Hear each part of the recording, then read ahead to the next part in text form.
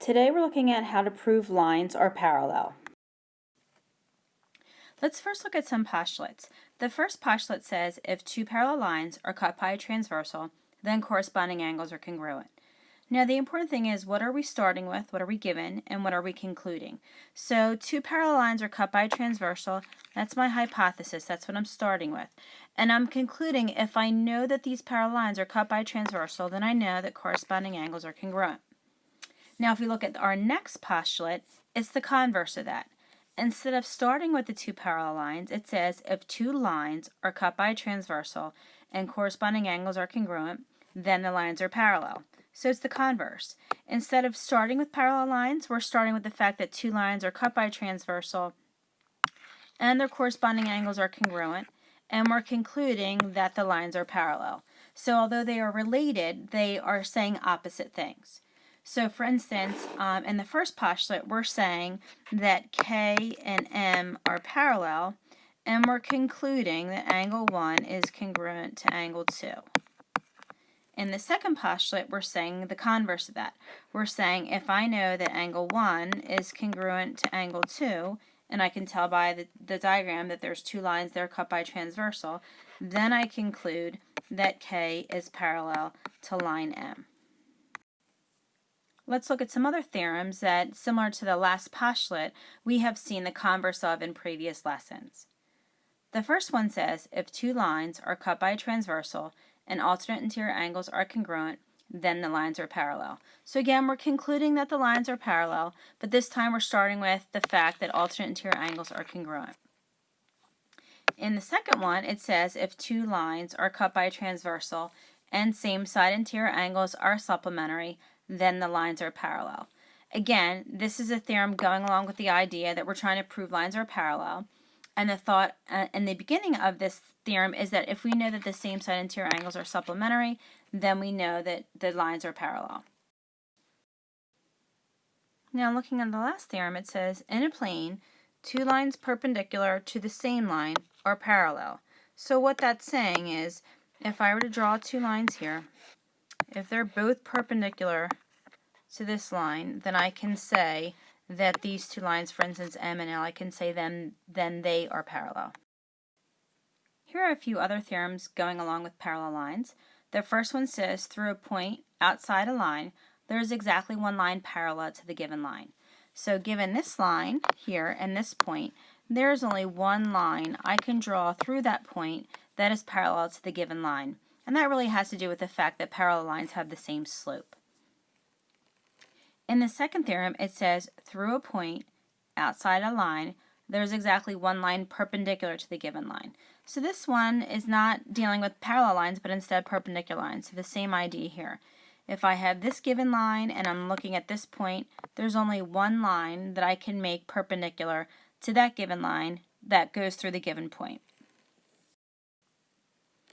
And the last one states two lines parallel to a third line are parallel to each other.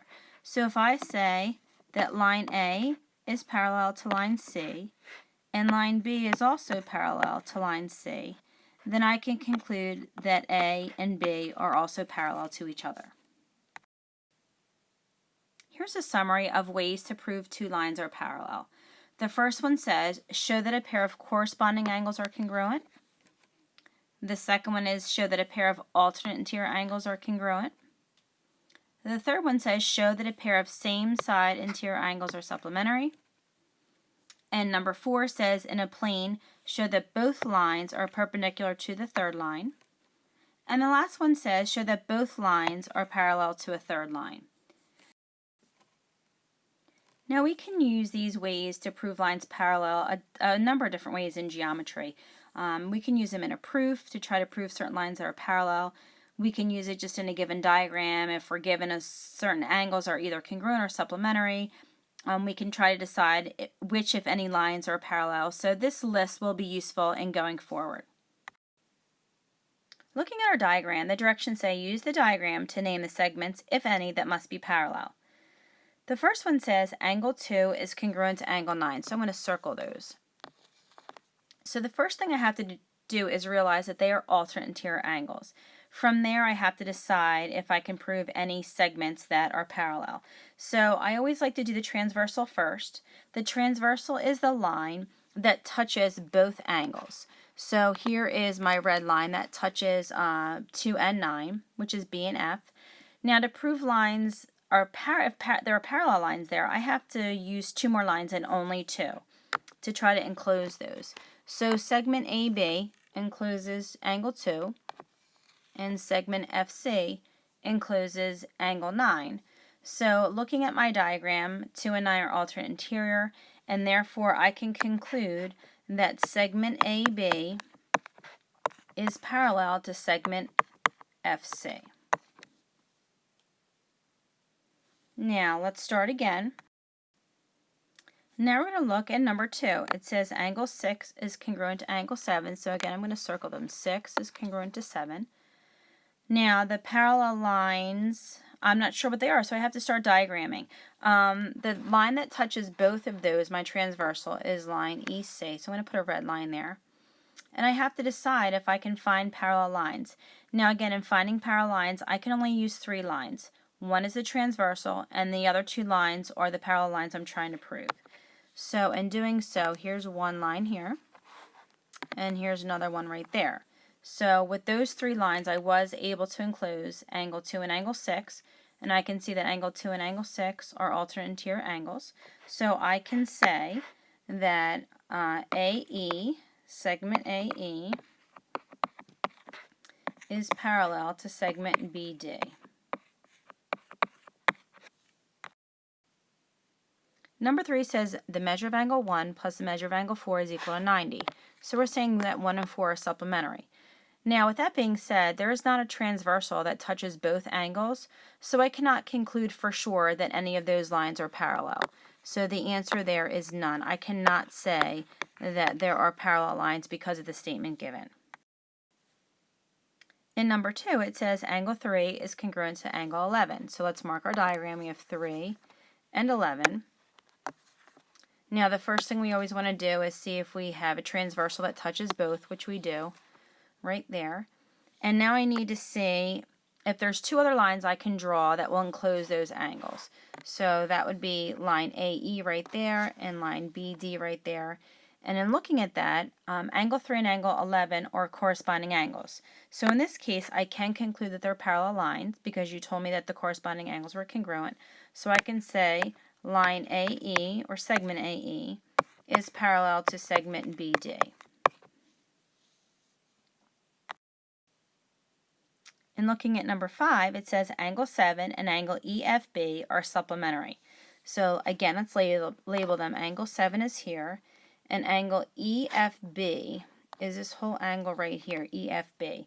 They're supplementary. So again, let's see what we can come up with. We have one line there, that's our transversal, that touches both sets of angles. And if we can enclose those, that would be helpful. So there's one line here that will enclose angle EFB. Here's another line there will enclose angle 2. So we can say that angle 7 and angle EFB, they're supplementary. They are same side interior angles.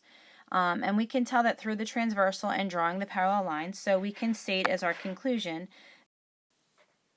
that BF, segment BF, is parallel to segment EC. Looking at number 6, it says the measure of angle 4 is equal to the measure of angle 8, which is also equal to the measure of angle 1. So let's circle those. We have 4, 8, and 1. We'll look at those 2 at a time to see if we can conclude that any lines are parallel. So looking at 4 and 8, there's my transversal there, touches both. The other lines that enclose those angles are AE and BD. So in looking at those 3 lines, the transversal and 2 parallel lines, it looks like 4 and 8 are alternate interior angles. So because we were told that they were congruent, I can say that segment AE is parallel to segment BD.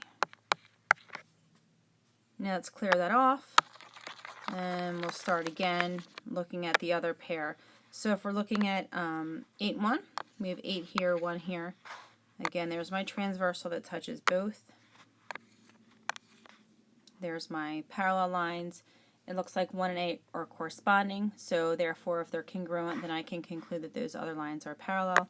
So I have segment AB is parallel to segment FC. Now let's look at number 7. Again, I'll clear those out again. And let's talk about the values that we have, information that we're given. So I have the measure of angle 2 plus the measure of angle 3. So these two together here are equal to the measure of angle 4. Right, well, our transversal is BD. Lines that are parallel, or could be parallel, I should say, AB and FC. Now we have to look at 2 and 3 together plus 4. They're same side interior angles. So when I add them together, they should equal 180. This is saying that 2 and 3, when I add them together, are equal to 4. Well, same side interior angles are not congruent. They're supplementary. So I cannot conclude that the parallel lines that we marked are actually parallel. That was just kind of getting us to where we need to go. So the answer there for number 7 is none. We cannot conclude that any lines are parallel.